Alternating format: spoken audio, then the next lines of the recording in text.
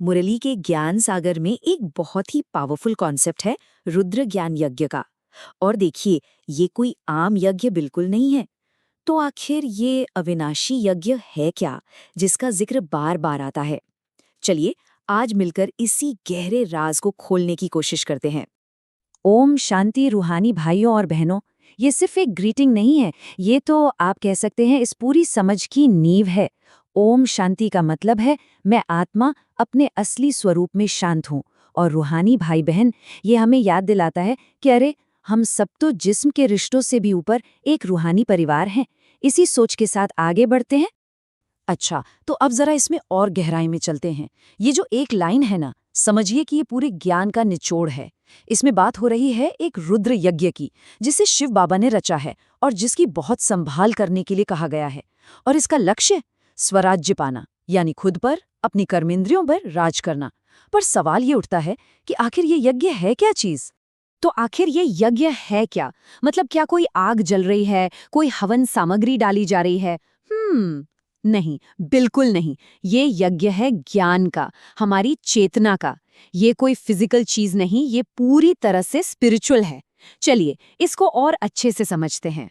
तो देखिए, यहाँ पर जो कीवर्ड है ना, वो है ज्ञान। ये आग लकड़ी की नहीं है, ये ज्ञान की आग है। और ये एक ऐसी स्पिरिचुअल प्रोसेस है जो कभी खत्म नहीं होती, मतलब अविनाशी। और इसके पीछे मकसद भी बहुत बड़े हैं। दो मकसद। पहला, पूरी की पूरी दुनिया का नवीनीकरण करना। और दूसरा, वो आध्यात्मिक शक्ति, मतलब स्वराज्य पाना।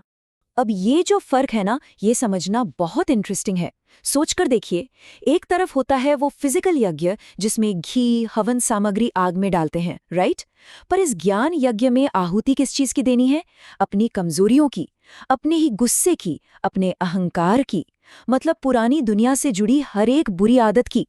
ये तो एक तरह से अंदर की पूरी सफाई है, एक डीप क्लीनिंग प्रोसेस। तो ठीक है, ये सब तो समझ आ गया। पर आखिर इस सबका एंड गोल क्या है? मतलब इस ज्ञान यज्ञ में शामिल होकर मिलेगा क्या? इसका जवाब एक बहुत ही कमाल के एग्जाम्पल से मिलता है। कौड़ी से हीरा। सोचिए जरा, कितना पावरफुल मेटाफर है ये, है ना? एक कौड़ी जिसकी कोई वैल्यू नहीं होती, और एक हीरा जो प्राइसलेस है, अनमोल है। ये सफर है खुद को तराशने का, सेल्फ ट्रांसफॉर्मेशन का। ये बस यही बताता है कि इस ज्ञान से एक मामूली, कमियों से भरी हुई आत्मा भी एकदम बेशकीमती डिवाइन सोल बन सकती है।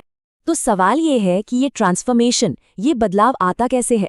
देखिए, ये कोई एक दिन का जादू तो है नहीं, ये एक पूरा प्रोसेस है। सबसे पहला स्टेप क्या है? अपनी कमियों को मानना, एक्सेप्ट करना कि हाँ, मैं अभी कौड़ी जैसा हूँ। फिर इस ज्ञान की आग में एंटर करना। और फिर आता है सबसे चैलेंजिंग पार्ट, अपने उन बुरी आदतों को, विकारों को स्वाहा करना। और जब ये हो जाता है तो आखिर में एक हीरे की तरह चमकते हुए बाहर आना। अच्छा, अब एक बहुत ही इम्पोर्टेंट सवाल। आखिर ये ज्ञान आ कहाँ से रहा है? इसका सोर्स क्या है? और जो इसे सुन रहे हैं उनके लिए सबसे मेन इंस्ट्रक्शन क्या है? पूरे के पूरे ज्ञान का जो सार है ना, वो बस इस एक इंस्ट्रक्शन में छिपा है। मामेकम याद करो, मतलब सिर्फ एक को याद करो, बस। यही इस पूरे रास्ते का, आप कह सकते हैं, सेंट्रल पॉइंट है। सारी पावर, सारी प्योरिटी, सब कुछ इसी एक प्रैक्टिस में है। लेकिन ये एक है कौन? जब कहा जाता है कि मुझे याद करो, तो ये मैं कौन है? ये समझना बहुत बहुत जरूरी है, क्योंकि अक्सर यहीं पे कंफ्यूजन हो जाता है। चलिए, अगली स्लाइड इसी गुत्थी को सुलझाती है। और यहीं पर ना, ये ज्ञान एक बहुत सटल लेकिन सुपर इम्पॉर्टेंट डिस्टिंक्शन बताता है।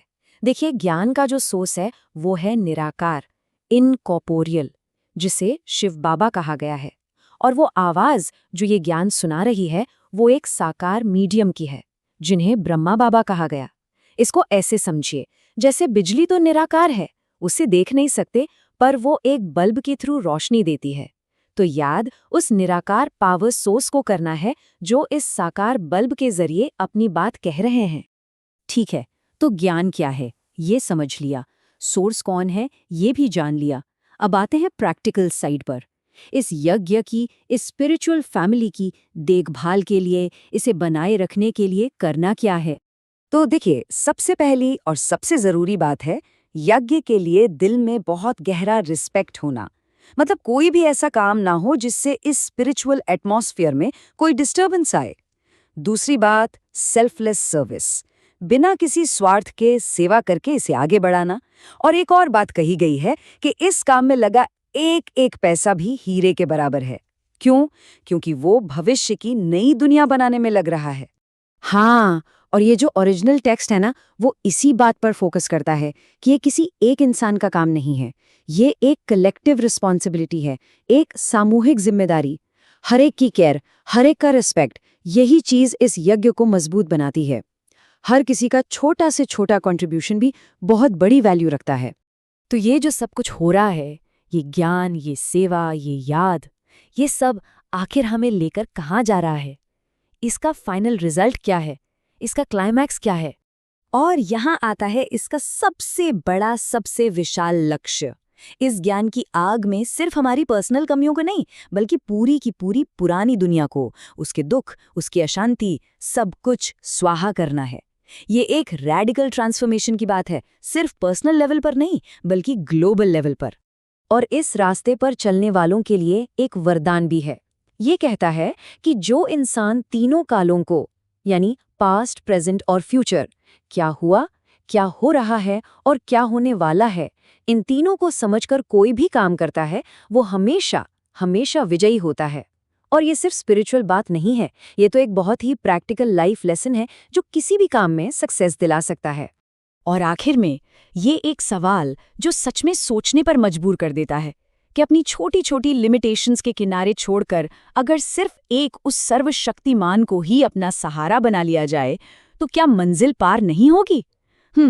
ये सवाल किसी और से जवाब मांगने के लिए नहीं, ये खुद से पूछने के लिए है।